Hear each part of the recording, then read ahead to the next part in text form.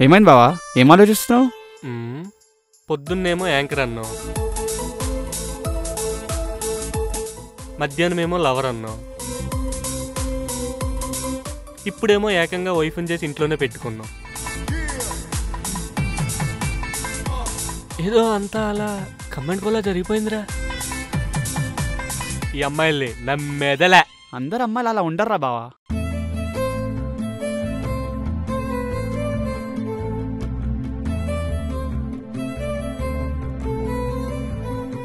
ఏవండో శ్రీవారు.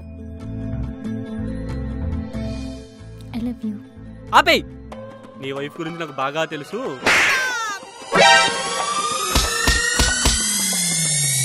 ఇమాజినేషన్ లో రియాలిటీ నాకు కావాలి. బాగి ఏంటి?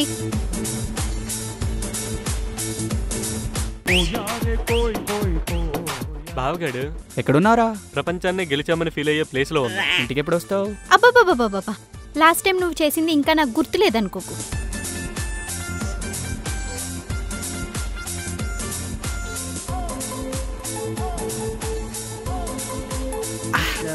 సింహ, నువ్వేం చేస్తున్నావు ఇక్కడ?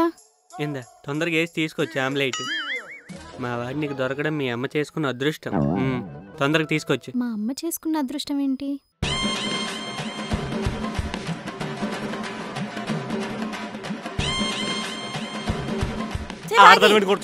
సింహ ఆగరా. ఏమైందిరా? ఏమంటావు ఏంటి బావా? నన్ను టీ తీసుకొని రమ్మంటుంది బావా. అది తను మా అమ్మ. సింహగా నువ్వు అవుట్.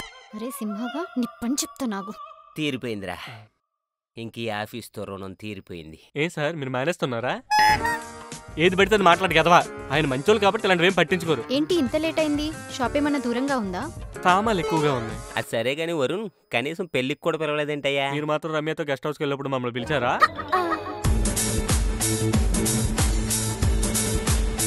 చంద్రముఖి వచ్చేసి. Shut up. అబ్బా ఊరుకో బాగి, సీన్ క్రియేట్ చేయకు. లే బాగి. బాగి అయినా ఆడవాళ్ళని ఎందుకంటారో తెలుసా?